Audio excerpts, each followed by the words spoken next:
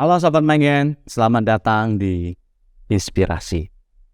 Baik, topik kali ini masih berhubungan dengan vegetarian. Ya, untuk topik-topik vegetarian, Sobat Magen boleh lihat ya sebelah sini. Oke, kita lanjut pertanyaan yang sudah Sobat Magen kirimkan. Kali ini adalah, jika saya adalah seorang vegetarian, tetapi di sekolah ada kegiatan eksperimen membedah binatang, bagaimana solusinya? Ya, ini pertanyaan yang juga sering ya ditanyakan kepada host ya. Jadi memang ada kurikulum pelajaran di sekolah itu membedah binatang, mungkin membedah kodok, membedah tikus dan sebagainya.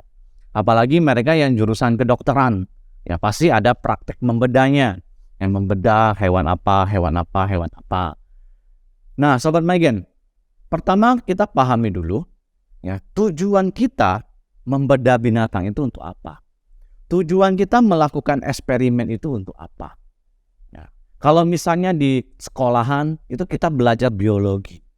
Kita belajar tentang tubuh seorang manusia melalui hewan itu. Tapi nggak mungkin kan kita membedah manusia. Mungkin kalau yang sudah jurusan kedokteran ada namanya membedah mayat. Nah, itu benar-benar dibedah dan melihat organ-organ, mempelajari tubuh manusia. Nah, dari sini kita memahami bahwa eksperimen yang dilakukan itu memiliki tujuan untuk kebaikan umat manusia. Ya, dengan membedah ini akhirnya di dunia kedokteran semakin berkembang ilmunya. Manusia-manusia, orang-orang yang sakit datang berobat, bisa diobati, bisa dioperasi, bisa disembuhkan. Itu semua berkat jasa eksperimen membedah binatang itu. Nah, itu adalah tujuannya. Jadi di sini nilai positifnya itu lebih besar daripada nilai negatifnya. Ya, kalau sebaliknya, kalau kita hanya untuk main-main, nah itu beda. Itu tidak ada tujuan utamanya, tidak ada tujuan besarnya. Kita hanya menyiksa binatang, kita hanya iseng-iseng saja, kita hanya memuaskan nafsu keinginan kita saja. Nah, itu tidak ada maknanya, itu lebih ke negatif daripada positifnya. Nah, ini yang pertama kita pahami dulu ya. Tujuannya untuk apa? Motivasinya untuk apa? Dan dampaknya akan sebesar apa? Nah, untuk siswa Maitreya, Sobat Magen, kan memang kita juga ada yang berkecimpung di dalam dunia kedokteran. Atau mungkin waktu SMA belajar biologi. Nah, waktu di kuliah lagi lanjut tentang kedokteran. Tentu akan ada pelajaran mata kuliah membedah-bedah ini. Lalu apa yang kita lakukan? Ya nggak apa-apa. Lakukan. Itu memang bagian dari pembelajaran.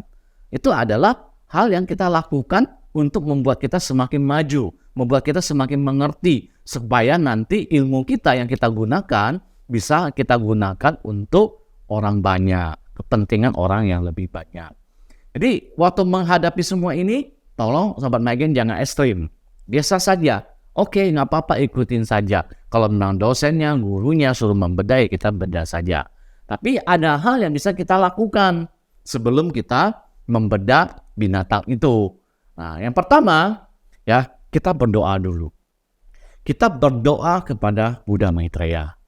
Milo Fotsepe, hari ini saya ada pelajaran membedah binatang. Ya, tujuan dari saya membedah ini adalah saya ingin belajar lebih baik.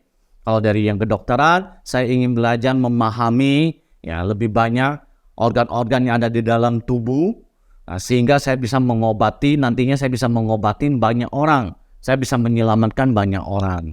Jadi mohon Milofo, mohon Buddha Maitreya memberikan pengampunan, memberikan jalan, dan semoga semua dilancarkan. Ini adalah doa pertama kita. Kita sampaikan kepada Milofo bahwa kita melakukan semua ini adalah demi kebaikan umat manusia, demi hal yang lebih besar. Lalu yang kedua, kita berdoa dalam hati, kita ngomong ke binatang itu.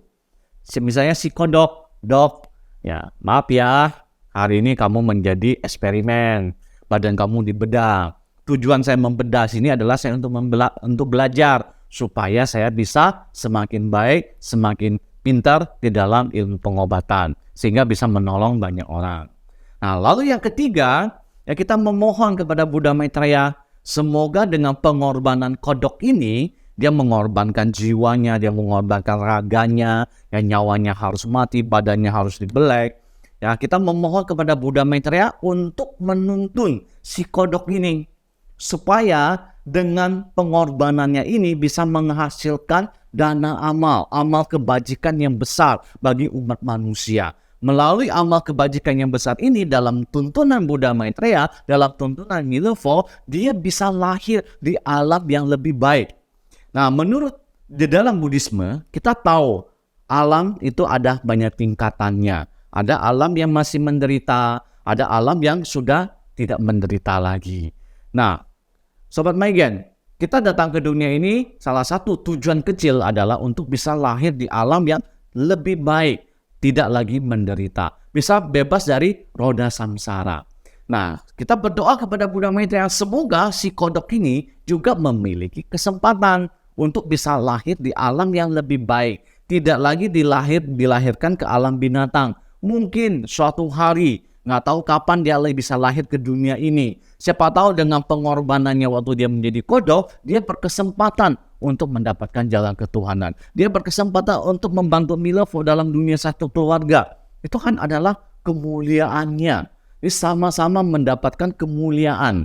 Tapi yang bisa mengatur semua ini bukan kita sebagai seorang manusia, tapi haruslah seorang Buddha yang memiliki kebajikan yang sangat tinggi. Dan kita tahu bahwa Buddha Maitreya adalah Maha Buddha yang memiliki kebajikan yang sangat besar dan sangat tinggi. Yang penuh dengan maha cinta kasih dan maha kearifan.